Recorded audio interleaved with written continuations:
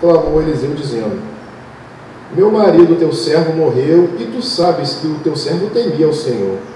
Agora acaba de chegar o credor para levar-me os meus 2 filhos para serem escravos. Perguntou-lhe Eliseu: o que hei de fazer? Dize-me o que tens em casa. E ela disse: tua serva não tem nada em casa senão uma botija de azeite. Disse-lhe ele: vai, pede emprestado vasilhas a todos os teus vizinhos, vasilhas vazias, não poucas. Depois entra, fecha a porta sobre ti e teus filhos, deita azeite em todas essas vasilhas e põe a parte a que estiver cheia. Então ela se apartou dele, depois, fechada a porta sobre si e seus filhos, e estes lhe chegavam com as vasilhas, e elas enchiam. Versículo 6. Cheia que foram as vasilhas, disse a seu filho: chega-me ainda uma vasilha. Mas ele respondeu: não há mais vasilha nenhuma. Então o azeite parou. Veio ela, pois, e o fez saber o homem de Deus. Deus disse a ele, disse-lhe ele: vai, vende o azeite, paga a tua dívida, e tu e teus filhos vivem do resto. Vamos orar? Senhor nosso Deus e Pai Todo-Poderoso, que não seja o pregador, mas que o pregador seja um canal entre o teu Espírito e a tua igreja. Nós te pedimos nessa hora, em nome de Jesus. Amém. Gente, esse texto ele é fantástico, né? Primeiro porque, assim, quando a gente volta para o período da Idade Clássica, da Antiguidade Clássica, na Antiguidade Clássica tinha uma característica da escravidão, né? Mas não era uma escravidão como a que aconteceu no Brasil. Era uma escravidão que ela era ou por guerra ou por dívida. E nesse caso aqui específico, era uma escravidão por dívida. Imagine só, uma mulher que era uma mulher de Deus, esposa de um homem de Deus, estava passando por um momento difícil. E não é assim a nossa vida? Somos mulheres de Deus, somos homens de Deus, e vira e mexe, se levantam situações que a gente fica em conflitos, né? A gente fica pensando: Senhor, me dá uma solução, me dá uma sabedoria, envia o recurso. A minha sogra, por exemplo, ela está com câncer de mama, e às vezes eu vejo assim que ela fica meio perdida, né? Naquela situação de, poxa, eu estou com doença e tal, mas Deus poderia me curar, né? Fica naquela coisa de aceitar a doença, mas sempre tem aquela coisa no coração: pô, Deus podia vir aqui fazer um milagrezinho e resolver o meu problema. Mas o legal é que quando nós lemos a palavra de Deus, em primeiro momento, ela nos exorta. E qual que é a exortação que eu vejo que a palavra de Deus nos traz nesse momento? É que nós, mesmo sendo homens e mulheres de Deus, vamos passar por momentos difíceis na nossa vida. E isso é uma coisa que acontece mesmo. É triste? Mas é a verdade. Nós sabemos que muitas das vezes as pessoas não aceitam isso, né? Na teologia chama de confissão positiva, né? O pessoal fala: eu não aceito, está repreendido, está amarrado, aquela coisa toda. Eu, irmãos, venho de uma linhagem pentecostal e até faço isso às vezes mesmo, né? Está repreendido, isso aí, está amarrado. Mas a gente sabe que no fundo ali, o problema ele não vai sair porque você falou que estava amarrado, porque você falou que estava repreendido. Existem problemas na vida da gente que a gente cria. Existem problemas na vida da gente que pessoas criam. Existem problemas na vida da gente que Deus cria. Existe problema na vida da gente que o inimigo cria. Então, nós estamos sujeitos a uma gama muito grande de situações difíceis para a gente. Veja bem, imagina José, ele recebe uma revelação de Deus: olha, você vai governar, eu vou te entregar o governo. E aí de repente ele está lá, bonitinho, e é vendido. Quem criou esse problema? Foi Deus, irmão. A gente tem dificuldade de dizer isso, né? Foi Deus que criou o problema. E aí ele passa por todo um processo de maturação até chegar lá. E Davi, 17 anos, recebe a unção. Depois vai parar na caverna, com medo.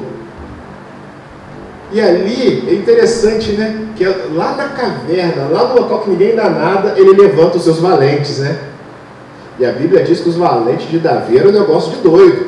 Tinha um lá que quando ele lutava, a mão dele atrofiava, e a espada já não saía mais. Então do jeito que o cara batia, a espada ia. Então assim, nos momentos às vezes mais difíceis da nossa vida, é onde Deus está trabalhando. Foi aonde José criou maturação para poder chegar a ser governador do Egito. Foi aonde Davi foi criando a maturação para se tornar o maior rei da história de Israel. E na história dessa mulher aqui, é interessante porque eu imagino o marido dela, talvez um agricultor, que pegou um dinheiro emprestado para poder fazer lá uma safra, de repente aquela safra não saiu da forma correta, ficou doente, não conseguiu pagar seu compromisso, isso é uma conjectura, faleceu. E aí a esposa está lá pensando, como é que eu vou pagar a dívida? Não sei se ela foi aos credores para tentar resolver, ou se os credores mandaram mensageiro ou foram pessoalmente, mas a verdade é que no contato dela com os credores foi o seguinte, ó, se você não pagar, nós vamos receber. Tipo a agiota, sabe? A agiota não é assim? O agiota ele vai lá na casa da pessoa, pega a televisão, pega a geladeira, o agiota não quer saber. O agiota não é igual o banco que vai na justiça, né, tudo direitinho, né? O agiota ele vai lá e entra. E na antiguidade clássica, isso era legal, você pegar o filho de alguém, não, está me devendo, está aqui o contrato, pronto, acabou. Era legal, os credores não iam fazer nada de errado. Tanto que o profeta não chega para ela e fala, vamos repreender, né? Vamos repreender isso aí. Não, pelo contrário, olha que interessante. O profeta, existem duas coisas aqui, irmãos, que eu queria deixar para os irmãos de ensinamento, sabe? Primeiro ensinamento, irmãos, quando a coisa está feia, a gente tem um pastor, sabe?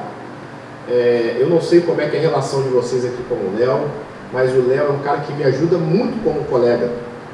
Às vezes eu estou numa situação, eu abro meu coração com ele, ele me ajuda.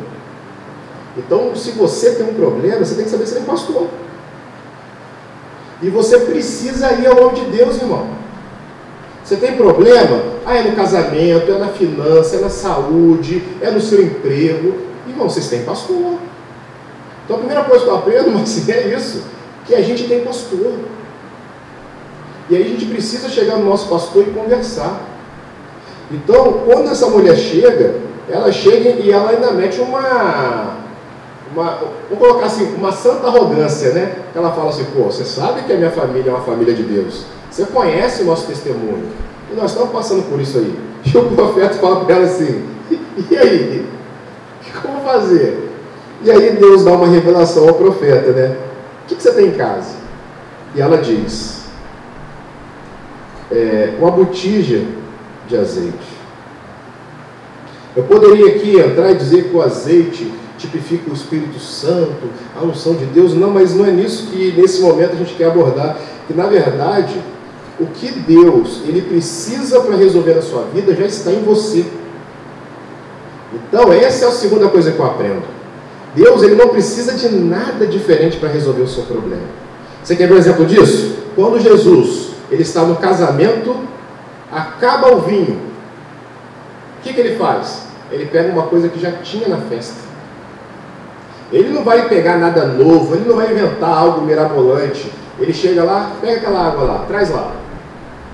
Cara, eu fico imaginando assim, se tem um milagre que eu tenho dificuldade, é o milagre da água em vinho.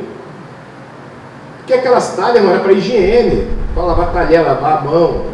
Aquilo não era uma água, tipo, igual essa água que está aí bonitinha para te beber. Aquilo era uma água que estava lá, poxa, traz lá. Uma coisa totalmente improvável. É improvável aquilo. Eu fico pensando, Deus, mas por que o Senhor pegou aquela água? Por que o Senhor fez daquele jeito? Não podia ter feito igual a viúva? Tinha um restinho de vinho, aí derramava lá na canequinha e ia derramando eternamente até acabar. Mas não, ele pegou a água ali e transformou. Então Deus, irmãos, ele não precisa de nada externo para agir na sua vida. É com aquilo que você tem que ele vai fazer. A gente acredita, né, e eu falo por mim, que se a gente conseguir tal coisa, isso vai resolver nosso problema. Não é verdade?